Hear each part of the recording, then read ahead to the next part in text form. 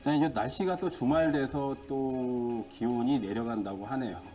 이게 꽃샘추위가 이렇게 오래 진행되는 게 되게 요즘 오랜만인 것 같아요. 변덕스럽죠? 그래서 또 기온이 확 내려간다 그러니까 건강들 유의들 하시고 또 이제 특히나 감기, 예, 온도차가 또 이렇게 변동이 심하니까 감기도 조심하시기 바라겠습니다. 자, 이제 오늘 얘기할 부분은 제가 오늘은 조금 시장 얘기를 좀 할까 합니다. 국내 시장하고 미국에 대한 시장 얘기를 좀 하고, 그러고 나서 이제 어떤 것들이 또 날아가는 종목들에 대해서 오늘 좀 강의를 해드릴 겁니다. 그러니까 요즘 사실 시장이 매우 어려워요. 다 아시다시피 이제 또 주말 전에 또 시장이 폭락했거든요. 그런 와중에서도 또 그래도 튀어나가는 종목들이 있습니다. 우리는 그런 종목들을 좀 잡아야 되겠죠. 근데 그런 것들을 어떻게 또 선점을 해서 수익을 낼 수 있는가, 그거에 대한 또 오늘 강의를 해드릴 테니까 끝까지 시청을 해 주시기 바라겠습니다. 자, 그러면 오늘 방금 얘기했듯이 자, 주식 타짜가 되는 법. 오늘은 이제 미국 시장과 국내 시장의 좀 비교를 좀 해드릴까 합니다. 이제 작년에는 다 아시다시피 미장이 굉장히 좋았어요. 미장이 작년에. 그래서 미국 시장하고 국내 시장하고 지금 우리가 동조화, 그러니까 수십 년 동안 동조화를 했어요. 동조화라는 건 이제 커플링이라고 그러죠. 그러니까 미국이 올라가면 우리도 올라가고, 미국이 빠지면 우리도 빠지고. 근데 사실 이제 작년 하반기부터는 사실 좀 동조화가 좀 안 이루어지는 부분이 있습니다. 물론 이제 미장이 빠지면 우리도 영향을 받는데 작년 하반기 이후에는 미장이 올라갔어요, 사실. 다 아시다시피 미장은 올라갔어요, 작년에 하반기에는. 지금 이제 올해는 이제 떨어지고 있지만은, 근데 우리는 반대로 떨어졌단 말이에요. 그러니까 수십 년 동안 동조화가 계속 됐었다가 작년부터 좀 변화가 생긴 것 같아요. 작년부터. 그래서 미국 시장 이제 서학개미라고 그러죠. 우리가 이제 서학개미하고 우리는 이제 국내 시장을 이제 동학개미라고 그러는데, 작년에는 사실 서학개미들이 재미를 많이 봤어요. 작년에는. 서학개미들이. 그죠? 그래서 뭐 이런 얘기도 있습니다. 국장 탈출은 뭐 지능순. 국장을 탈출해야 된다. 뭐 이제 작년에 그런 얘기가 많이 나왔죠. 왜냐하면 미장만 연락해 가고 우리나라 장은 오히려 떨어지고 또 종목들도 많이 하락하고.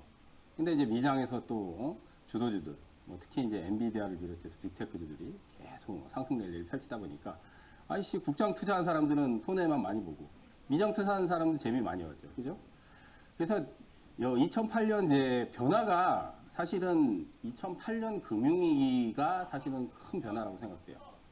뭐 그전에도 많은 변곡점들이 있었지만, 미국은 2008년 금융위기 때 엄청난 하락이 진행이 됐고, 그리고 우리도 마찬가지로 그때 이제 엄청난 하락이 진행이 됐습니다. 근데 지금 이제 미장은 초장기 상승이에요. 물론 이제 올해 들어서 이제 하락이 좀 크게 진행이 되고 있지만, 장기적인 상승이 깨진 건 아니에요.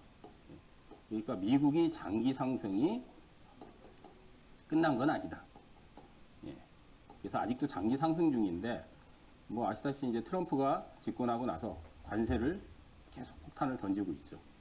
관세 폭탄을 던지는 거는 뭐 자기 나라 와서 투자하고 또 공장도 짓고 뭐 이런 쪽으로 유도를 시키려고 하는데, 사실 그게 지금 생각하면 관세 폭탄을 던져서 자기 나라에 와서 뭐 이제 이번에 현대차가 이제 뭐 대규모 투자를 했지만 사실 똥볼을 차는 거예요. 옛날처럼 뭐 사실 관세를 부과하면 뭐 미국이 이제 최초강대국이니까 와가지고 시설 투자하고 뭐 공장 짓고 막 이럴 것 같지만은, 지금은 오히려 반발하잖아요. 각 나라가 보복 관세하잖아요. 그러다 보니까, 그리고 관세를 올리면 물가가 올라가요. 대번에 올라갑니다. 그러면 소비가 둔화돼요. 그러면 미국 입장에서는 거대 시장이고 초강대국인데, 그 관세 폭탄을 던지면은 소비는 둔화될 거고, 그렇게 되면 얻어지는 거는, 만약에 뭐 우리나라는 뭐 미국 가서 이제 공장을 더 짓는다고 해도 그런 부분에서 부가적인 이익이 나지만은, 나중에 장기적으로 본다면 자기들 나라 경기가 침체된단 말이야. 그렇게 되면. 그러면 소비가 둔화돼 버리고 소비가 침체되면, 그러면 어떻게 돼요? 경기 나빠지잖아요. 결국 이제 관세 폭탄 던지면은 장기적으로는 결국은 인플레이션을 유도시키고 경기가 더 나빠지는 그런 현상이 되는데 트럼프는 그걸 계속 고집을 하죠. 그러니까 사실 이제 그거 가지고 협상 카드를 쓰는데 이거는 어쨌든 미국 시장은 아직은 상승이 끝난 건 아니다. 저는 이제 그렇게 판단합니다. 초장기 상승이 끝나진 않았다. 다만 이제 경기 둔화는 어쩔 수 없다. 이제 트럼프가 관세 폭탄을 계속 던지는 한은 어쩔 수 없고 이제 국내 시장은 2020년 이후에 이제 역사적 최고가 경신했죠. 이때 이제 3,300을 갔어요. 3,300을 갔는데 그 이후에 보면은 지금 사실은 이제 4년간 박스권이에요. 그러니까 우리나라가 전통적으로 박스권이 많아요. 그건 이따가 조금 이따 좀 설명을 해야 될 텐데 좀 굉장히 그 지겨운 그런 양상이 많아요. 그러니까 이제 우리나라 같은 경우는 어떻게 보면 신흥국이라고 해서 조금 다른 나라보다 좀 그런 부분을 좀 많이 영향을 받는 것 같아요. 특히 이제 우리나라는 지정학적 리스크가 있잖아요. 지정학적. 남북한 대치 상황이 지금 70년도 넘게 있잖아요. 그죠? 그러니까 이제 그런 부분이 아마 리스크를 작용하기 때문에 외국인, 그러니까 우리는 사실 전쟁이 날 거라고 생각하지 않지만은 외국인들 입장에서는 아무래도 야, 저기 위험한 국가야. 투자하면 좀 안 돼. 뭐 그런 시각도 없지는 않아요. 전쟁이 일어날 확률은 매우 적지만. 그러니까 우리가 보는 시각과 외국인들 시각은 다르다는 얘기예요. 그러다 보니까 우리나라가 사실은 좀 어떻게 보면 만년 저평가를 못 벗어나는 이유 중에 하나가 그거예요. 지정학적 리스크. 예? 뭐 통일이 된다면은 또 양상이 달라지겠지만 통일은 아마 단기간에 그렇게 쉽게 될 확률은 적고요. 그래서 이제 국내 시장은 역사적 최고가가 이제 2020년 이후에 벌써 이제 4년 됐어요. 4년. 예. 고점 나온 지 4년 넘었더니 4년간 이제 박스권이에요. 그리고 이제 미국 시장은 빅테크가 주도를 하죠. 뭐 우리도 마찬가지로 큰 종목들이 있지만 특히나 이제 작년 같은 경우 엔비디아, 엔비디아가 15년간 보니까 제가 이제 그 한 15년 동안의 상승률을 보니까 어마어마한 상승률이더라고요. 55,697% 상승했어요. 엔비디아가.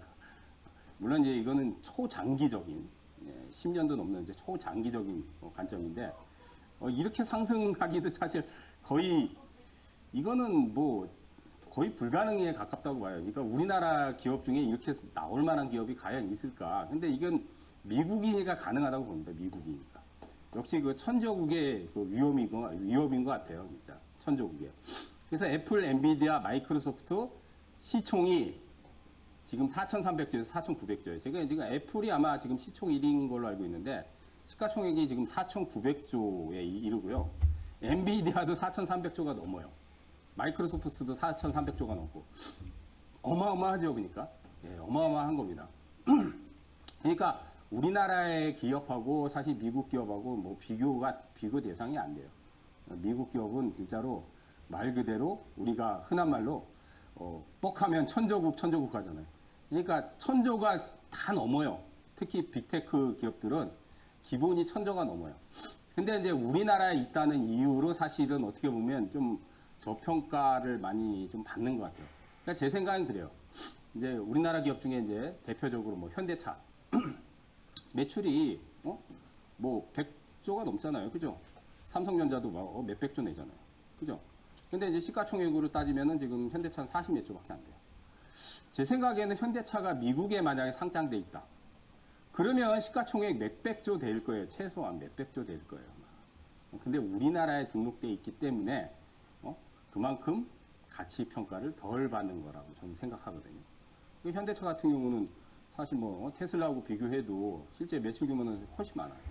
근데 테슬라는 천조가 넘어서 몇천조입니다. 시가총액 자체가. 뭐 비교 대상이 안 되긴 하는데 자 여튼 자 이제 미국장하고 제가 국내 시장에 좀 이제 얘기를 좀 해드렸고 이제 차트로 조금 들어가서 차트로 좀 들어가도록 하겠습니다. 자 차트가 아니라 이제 아까 이제 방금 얘기했듯이 삼성전자가 지금 2008년 이후에 상승률을 좀 비교를 하면 삼성전자가 금융위기 이후에 많이 올라오긴 했어요. 근데 이제 비교를 해보니까 한 1000% 이상 상승을 했더라고요. 1000% 이상. 그럼 많이 오르긴 했죠. 근데 기간이 2008년이면은 벌써 17년도 넘었죠. 그죠? 예. 엔비디아가 55,000%하고는 비교 자체가 안 되죠. 그죠? 시가총액이 362조예요. 현재. 오늘 떨어져서 아마 조금 더 내려간 것 같아요. 그러니까 현재 이제 국내 기업에서 삼성전자를 능가할 기업은 없어요. 그리고 앞으로도 없을 거라고 저는 봅니다. 삼성전자를 그러니까 이 규모를 얘기하는 거예요. 시가총액에 대한 규모. 이 정도의 규모를 가진 기업이 앞으로 뭐 10년 안에도 나오기는 어려울 거라 봅니다. 그래서 국내에서 시가총액 기업이 100조 이상이 되는 기업은 단 두 곳이에요. 뭐 다 아실 거예요. 삼성전자, 360조. 그 다음이 SK 하이닉스. 그 다음이 사실 LG 에너지 솔루션인데 지금 LG 에너지 솔루션이 80조 될 거야 아마. 그러면 우리나라 기업 중에 시가총액이 100조 넘는 기업은 단 두 곳밖에 없어요. 단 두 곳밖에 없습니다. 근데 미국 기업들은 보시면 빅테크 기업들은 1000조가 다 넘어가요. 1000조가 아니라 3000조, 4000조. 3000조에서 4000조 넘어가고. 기본이 다 1000조 이상이에요. 그 외에 뭐 메타, 아마존, 마이크로소프트 다 2000조, 3000조 다 넘어요. 테슬라 다 1000조 이상 돼요. 사실 이제 비교 자체가 안 되죠. 그거를 비교하고 싶은 게 아니라 국내 시장이 장기 상승하려면 저는 개인적인 생각이에요. 시가총액 100조 이상 기업이 많이 나와야 된다는 이 얘기를 하고 싶은 거예요. 지금 단 두 곳밖에 없거든요. 시가총액이 아까도 얘기했지 현대차 같은 경우 사실 100조 이상 가야 되는 기업이에요. 제가 개인적으로 봐서는. 그러니까 저평가 소리를 듣잖아요. 현대차 같은 경우는 상당히 저평가라고 얘기를 하잖아요. 실적이 그만큼 나와도 시가총액 40조밖에 안 되니까. 시가총액 상위 종목이긴 하지만 실제로 우리나라에서 삼성전자하고 SK 하이닉스의 영향력이 그만큼 크죠. 그러니까 그러다 보니까 장기 상승하려면 이 두 기업 말고도 100조 이상을 넘어갈 수 있는 기업들이 최소한 미국의 빅테크 우리가 7, 8곳이 있죠. 그런 것처럼 한 대여섯 군데, 대여섯 정도가 더 나와야 된다. 저는 이제 그렇게 생각을 하는데 뭐 좀 아쉽습니다. 어쨌든. 뭐 우리나라가 그런 기업들이 앞으로 향후에 또 나올지는 모르겠지만은 근데 삼성전자를 능가할 기업은 없다. 그거에 대한 부분은 좀 생각을 하셔야 될 것 같고요. 자, 이제 차트로 보면 이게 이제 미국 그 나스닥 차트예요, 여러분들. 어마무시합니다, 이게. 어마무시합니다. 이게 이제 2008년 여기가 이제 금융위기 때예요. 여기 그죠? 그러니까 본격적인 상승은 2009년부터 상승한 거예요. 2009년. 그러면 지금 17년 동안 상승한 거예요. 나스닥이 17년 동안 상승한 거예요. 그러니까 나스닥에 다 이제 빅테크 기업들이 다 등록이 돼 있잖아요. 방금 얘기했듯이 엔비디아를 비롯해서 애플, 테슬라, 아마존, 메타, 그다음 뭐 구글, 뭐 여기 다 있잖아요. 근데 이제 보면 1차적으로 여기서 파동이 한번 마무리됐죠. 근데 이제 이 장기적인 이평, 요 빨간 선이 여기 이번에 보면 이제 2022년도에 한번 걸쳤어요. 여기서. 이거를 만약에 깼다면은 이제 굉장히 장기 하락을 해요. 미장이. 근데 깨지는 않았죠. 그리고 나서 다시 또 올라가고 있죠. 근데 사실은 너무 많이 오르긴 했죠. 지금 17년 동안 장기 상승을 했기 때문에. 근데 이렇게 보면은 아직은 이 넥라인을 깨고 내려간 상황이 아니기 때문에 이제 트럼프가 이제 관세를 계속 폭탄을 던지겠지만 결국은 나중에 그 트럼프는 관세를 이용해서 협상 카드로 쓸 거예요. 지금도 벌써 협상 카드로 쓰지만 그러니까 계속적으로 아마 제 생각에는 관세를 던지진 않을 거라고 봅니다. 근데 상반기 안에는 어쨌든 관세를 계속 던질 것 같아요. 상반기 내에서는 계속 트럼프는 관세 폭탄 던져가지고 자기들 나라 쪽으로 미국 쪽으로 자꾸 투자를 유도시키려고 그런데 이제 그렇게 되면 경기는 잘못하다가 나락으로 가버려요. 만약에 관세를 계속 던지면 올해 내내 만약에 한다면 근데 어느 정도 던지다가 이제 중간에 아마 멈출 거라고 생각이 됩니다. 그래서 나스닥을 보면 아직은 장기 상승이 끝나지는 않았지만 상반기까지는 아직은 하락 조정이 마무리가 되지 않았어요. 이렇게 보면. 근데 이제 또 많이 오른 부분도 있습니다. 많이 올랐기 때문에 어쩔 수 없이 조정 과정을 거쳐야 돼요. 많이 올랐기 때문에. 그러니까 이제 트럼프가 어느 순간에서 이제 관세를 멈추고 그리고 이제 그걸 본격적으로 협상 카드로 쓰면서 그런 이제 제스처를 이제 확실하게 보여줄 때 그럴 때 아마 이제 턴을 하지 않을까 개인적으로. 그래서 뭐 미장은 장기 상승이 끝나지는 않았지만은 상반기까지는 상당히 고전할 가능성이 차트로 봐도 딱 확연하게 보입니다. 그죠? 예, 이게 이제 20개월 선이에요. 20개월 선인데 이 선이 깨지지 않으면은 미장이 아직까지는 장기 상승 파동이 끝나지는 않은 거예요. 하지만 이제 방금 얘기했듯이 이제 관세 폭탄에 대한 부분하고 경기 둔화는 피치 못하게 어쩔 수 없어요. 미국도 이제 점점 그 소비 부분, 인플레이션 우려가 계속 작용을 한단 말이에요. 근데 이제 문제는 연준에서 사실 금리를 내려야 되는데 물가를 자극을 또 해놨으니까 금리를 못 내리잖아요. 그래서 동결을 시키잖아요. 사실 이제 경기가 조금 더 나빠지면 연준에서 이제 금리를 내리겠죠. 근데 이제 미국 금리는 다 아시다시피 작년까지 해서 5%대 중반이거든요. 이게 사실 너무 높아요. 제가 개인적으로는 우리나라가 지금 3.3%대 중반이잖아요. 이게 갭이 많이 생겼죠. 그러니까 이제 미국 같은 경우는 이제 물가가 그래도 비싸니까 그래도 한 3%대까지는 금리를 내려야 된다고 저는 생각하거든요. 근데 그게 안 되죠, 지금. 트럼프가 자꾸 이제, 트럼프는 연준한테 압력을 넣어요. 금리 내리라고. 근데 연준에서는 쉽게 그렇게 안 하죠. 왜냐하면 물가가 지금 잡히지 않으니까. 특히나 이제 관세를 더 던지고 나면 더 자극이 될 테니까. 그래서 이제 뭐 어쨌든 미장은 상반기까지는 조금 고전할 수 있다. 그렇게 보시고 다만 기회가 될 수 있다 저는 생각합니다. 뭐 정확하게 예측을 하기는 어렵지만은 이제 4월 달이 좀 지나주면 그래도 어느 정도 미장도 안정화를 좀 찾지 않을까. 4월 정도가 지나주면 개인적으로 좀 그렇게 봅니다. 자, 그다음 이제 국내 시장을 좀 보겠습니다. 국장을 보면 이게 이제 월봉이에요. 이게 코로나 때 3,300 간 거예요, 여러분들. 자, 근데 우리나라가 2008년 금융위기 때 이제 여기 보시면 코스피 지수 892가 간 게 있어요. 이제 변화는 이제 가장 큰 변화는 사실은 이제 IMF도 있었어요. 1997년도, 97년도, 98년도. 근데 이거는 이제 거의 한 30년 가까이 됐기 때문에 사실 지금 우리나라가 외환위기가 다시 올 리가 없습니다. 왜냐하면 지금 외환 보유가 4천억 달러 이상이 있으니까. 그러니까 이제 이 4천억 달러가 속된 말로 이제 올인이 돼버리면 그러면 외환위기가 오죠. 근데 지금 외환 보유고는 4천억 달러 이상이 있기 때문에 제2의 IMF가 오지는 않아요. 올 가능성 거의 없습니다. 근데 이제 금융위기라는 이제 변곡점이 2008년도 이후에 보면 이제 우리나라는 여기서 하나 이제 주목할 부분이 뭐냐면 초장기 박스권을 그려요. 이게 2012, 이게 2009년도하고 2010년도에 굉장히 강하게 2년 이상 올라갔거든요. 근데 2년 이상 올라간 이후에 보면 여기가 2011년도, 12년도, 13년도, 14년도, 15년도, 16년도 이게 5년 박스권이에요. 5년 박스권을 여기서 한번 탈출을 했었어요. 이때가 이제 박근혜 대통령 정권이 딱 바뀌고 나서 그때 한번 탈출하고 여기는 아시다시피 이제 문재인 대통령 정권 때 터진 거예요. 그죠?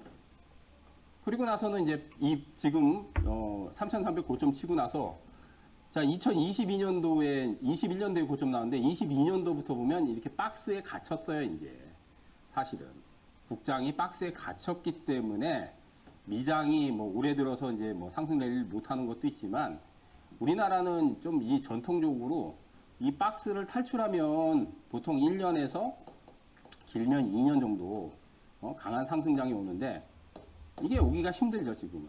왜냐하면 경기도 안 좋고 거기다 뭐 트럼프 맨날 관세 던지고 또 지금 국장 같은 경우는 또 우리가 이제 정치적인 불안감 때문에 사실 정치적 리스크도 있고 하지만 이제 가격 매력은 좋아요.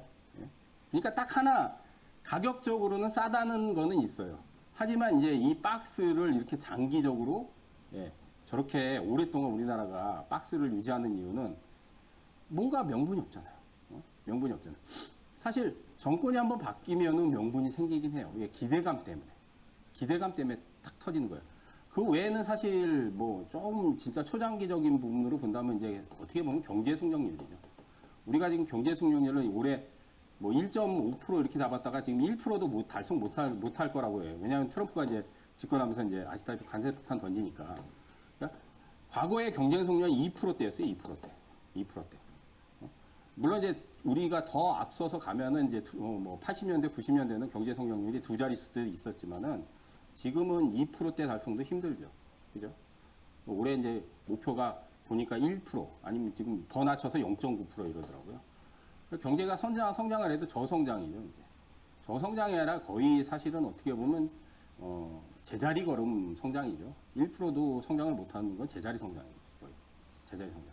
그러니까 이제 이거를 돌파하기가 힘든 거예요. 그러면 이제 언제쯤 돌파를 할지는 뭐 조금 어렵긴 하지만은 제 생각은 그래요. 이제 정권이 우리나라는 그래도 바뀌면은 한 1년 정도는 그래도 장이 좋아져. 정권이 딱 교체되면. 이번 정국이 어떻게 될지는 모르겠지만 만약에 조기 대선으로 가면 그래도 확 좋아질 가능성은 있습니다. 그래서 희망을 버리지 마시고 우리나라는 이렇게 초장기 박스권이 많기 때문에 여러분들 지금은 4년, 그러니까 21년도 이후에는 우리가 지금 어떻게 보면 4년 박스권에 갇힌 거예요. 4년 박스권에 갇힌 거기 때문에 이 박스를 뚫고 가지는 못한다, 상반기에도. 그러니까 많이 빠지면 가격 매력이 생기기 때문에 그때 포인트를 잡아야 되는 거예요. 국장에 투자하신 분들은 어느 정도 올라갈 때 투자 포인트 잡으면 안 돼요. 그러니까 이제 이런 불장이 올 때는 올라갈 때 잡아도 수익이 많이 날 수 있어요. 근데 지금 불장이 아니기 때문에 지수가 좀 어느 정도 올라갈 때 투자 포인트를 잡아버리면 손실이 많이 나요. 대신 많이 떨어질 때는 오히려 좋은 호기가 됩니다. 그 점 꼭 명심하시고 미국장과 국장에 대한 분석은 여기까지 좀 마무리하도록 하고요. 자, 잠시 고지 보고 좀 쉬었다가 다시 또 강의를 이어가 나가도록 하겠습니다.